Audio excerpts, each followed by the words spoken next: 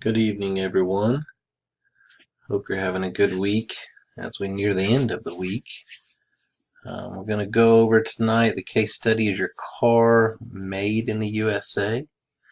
I want to apologize for the tips and tricks for being so delayed this week. My flight home from my travels on Thursday was canceled, and I spent all day Friday in multiple airports across the country, from Arkansas to Texas, North Carolina, trying to get home. So I apologize, but I hope you're doing well.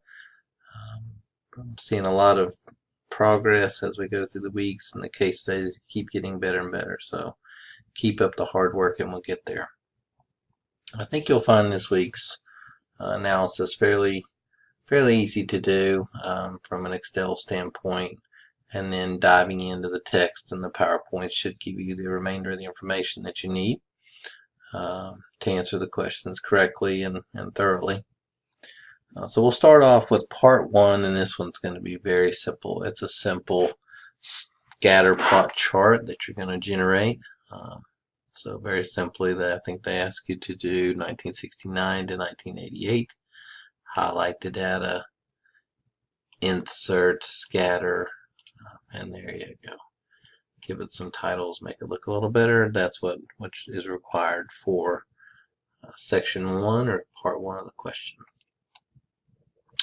Already laid out the pieces of the puzzle for part two, and they really give you the needed information for part three, for part 4 through 5. So that is also basically going to be generated off this next analysis that we're going to do. For part 6, you're going to have to expand and go beyond 1988 and get the remainder of the data, and basically do the analysis over again with an additional scatter plot of these additional years. So that should be pretty, including the additional years. So it should be pretty clear in the instructions, but I will show you how to create the regression analysis, which will give you the data that you need. Like we've said in previous weeks, right? We're going to use Excel to do the math for us. We're going to use our reading and our PowerPoints to understand the data and know how to explain it in real life terms and answer the questions given. So hopefully this will give you the tools to do that. So I've already populated it and sort of highlighted some stuff, but I'll show you how to do it as well. So let me just basically copy and paste the data to another sheet so you can see how it's done from scratch, and then I'll go back to the previous sheet. So for regression analysis, it's very simple. We're going to go to data analysis. As you see, I've already been in here. I'm going to hit regression, and it's input my Y range. I've got my Y range over here, and I've already got that highlighted from 1969 to 1988 because that is the time frame that they asked us to analyze. Input X range, very simple. It's next door here, and we're going to do again 1969 to 1988. We're going to have our confidence level at a 95%. I didn't include the labels. You can, you don't have to. We've got our output set. We want to make sure we have our residuals and our standard residuals in there. We don't need the other 3 plot charts for this. So simply hit OK.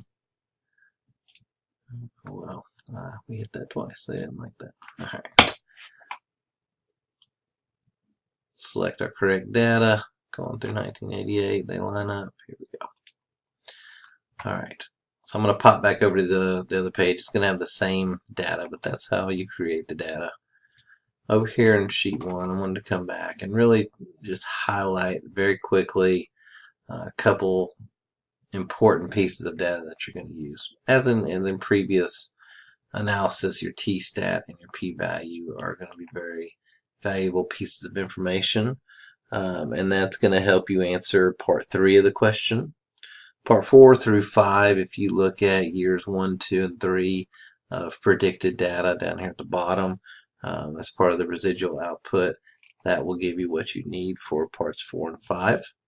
And then again, for part 6, you're going to include the data going forward through 2009 do the same piece of work, do another scatter plot over here, compare the two, and you'll go from there. So I hope this has been helpful. Again, sorry for the delay this week on getting it out to you. Please email me if you have any questions. If you've already submitted your assignment, feel free to add to it and resubmit it now that you've seen the video. And again, feel free to reach out if you need any help, and we will make sure that we get it together. Thanks, and have a great remainder of the week. Bye-bye.